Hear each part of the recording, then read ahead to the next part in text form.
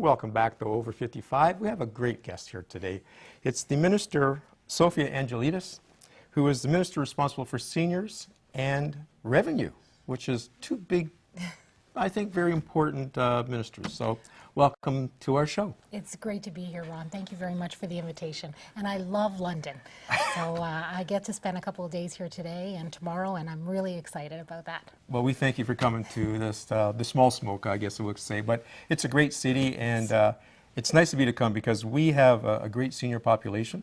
And maybe we can start off that with why is the senior issues important to our current government? Well, absolutely. Well, we were just talking about London being the second most popular place when it comes to seniors. I think Phoenix was... Yeah, for retirement. For retirement, Phoenix. London's a great place. Seniors, we know that in less than 6 years, by 2017, our seniors population will have more people who are 65 years and older than 15 years and younger. It's in the first time in our history in Ontario. Everything's changing. Right. And we have to be ready for it. So you're looking forward into the huge demographic change that's going to go on. So absolutely. Senior programs are very critical. Absolutely. The other really key for us right now in our government is making sure that we regulate retirement homes. We know that in Ontario there's about 700 retirement homes. 40,000 seniors live in these retirement homes. That's huge. And they're not regulated. Really? We've been talking about this for 20 years. This government is doing something about it. The regulations, first of all, the piece of legislation was passed in the House last year. Regulations, as of tomorrow, have been posted for 45 days for feedback. They will come off tomorrow. And we are looking at regulating retirement homes. They will be licensed by the beginning of next year. Wow, so I always thought they were licensed, Yeah. and I guess that's a misconception a lot of us have. Well, it is a misconception because you know what, so did I. So did I, and a lot of people who I know thought that retirement homes were regulated. Now, a retirement home as opposed to a long-term care facility is something that's paid through the public. It's government run. Retirement homes are private homes, and seniors can decide to live there. But they have not been regulated, and it's time that we do that. And that is good because I know in London there's a lot of different companies coming up, setting up retirement residence, a lot from the U.S. or other parts of Canada, and I'm sure regulations are different everywhere. So are there any specific that we're really going to zero in on that you people are going to be looking at to regulate? Yes, well, there's a lot of things that we'll be looking at. It's really important, though, to mention that there's some really great retirement homes right now. Yeah, yes. I mean, they really are. The good news is that it was the industry that basically said to the government, we need to regulate this industry because we all want to be on a level playing field, which unfortunately it has not happened. Right. So the regulation, the Retirement Homes Act is looking at things like care and safety standards. It's looking at emergency services, fire safety. It's looking at things like food safety. We want to make sure that there's regulations in place so that all retirement homes have a level playing field. We will have enforcement, we will have licensing. At the end of the day, it's all about protecting our seniors who decide to live in retirement homes. Yeah, and that's great because, some of the ones have got to maybe their little higher end and they've got a few dollars and they can pay for some of this, but the other ones maybe go into a little disrepair and they cut corners to try to make a few bucks or survive, and it's the seniors that end up paying for it at the end of the day. Well, the good news about the Retirement Homes Act is there's going to be a complaints line as well. So if a family member lives there or a senior sees something that they feel is not right, there'll be a complaints line available to them. There's going to be a regulatory authority. In fact, they're already in place. It's an interim board that's in place right now. They will be taking complaints, and if need be, there will be an inspector out there. They can issue warnings. They can issue they can also enforce. They can also close you down. Oh, wow. So this is a very strong retirement home authority, and we're going to make sure that seniors are safe. Okay, because, in London, like I say, we do have a lot of seniors, and it's good that they can go call somewhere that they feel safe and they're not being intimidated if they're in the home and somebody's, breathing down their neck, worried that if they make a call, it's going to come back on them and where they residence. Because when you're in the home, there's nowhere else to go.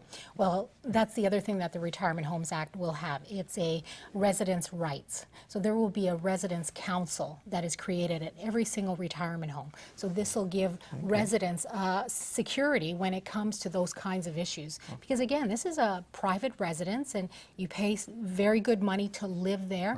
You want to be protected. And the good news is, again, most retirement homes are great to work with. So we just want to make sure we protect seniors. And that's good. I mean, if they're the ones driving this as well as the government, and then it's a Absolutely. win-win for everybody. Yeah. Now, does everybody know about this going to happen in 45 days? Because sort of I'm going, wow, that's great news, but how have you been getting the word out? Well, there's a couple of things. The regulations, there's two phases to the regulations. The first set of regulations were posted on the regulatory registry on the government's website, and you could go and take a look at that. It's on at seniors.ca. Okay. That was 45 days. Tomorrow's the last day, so different groups have been looking at it, have been reading it, and have been providing feedback. The feedback's been pretty good so far. Okay. The next phase, which will happen hopefully by the end of this month, beginning of next month, we'll have another 45-day period to have the public provide some feedback. Once both of these both phases have been looked at and feedback has been received, we're looking at probably by January of next year, we'll start licensing retirement homes. Oh, that's great. Yes. So we're going to be right back with Sophia because we have a lot more to talk about, and these 6 minutes just zoom by like this. So we'll talk about the revenue side of it, but a few other things too as well. So we'll see you after this commercial.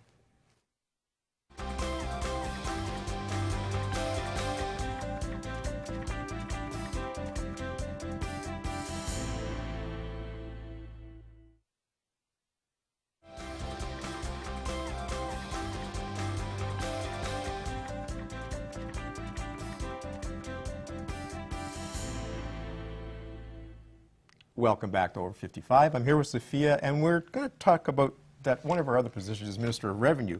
But before we get to revenue, I wanted to ask you a question on the last segment about elder abuse, which is still a very important issue in that I know we don't have a lot of time, but elder abuse is critical. Oh, absolutely is it critical. I will say one thing is that a lot of people they don't want to talk about it. Right. But you know what? It's alive.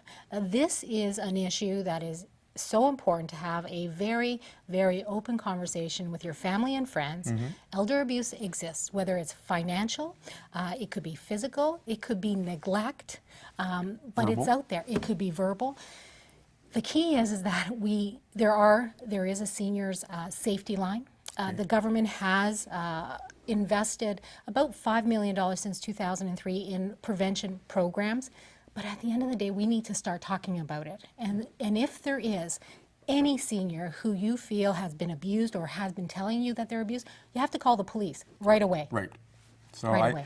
we have this is the touch on for London. London has an elder abuse hotlines, a group, and it's CANE, which stands for Community Abuse and Neglect on the Elderly. So if anybody in the audience has been abused or knows someone abused, please get in touch with police services. Even call Over 55 and we'll pass it along because it is a very important issue. We want to look after our seniors, but it also helps that they're safe too. So Absolutely. We'll go to the revenue side. Yes. Something that all of us seniors have lots of money. Now, we still have a few more weeks, I guess, before we can file our income taxes. Yes.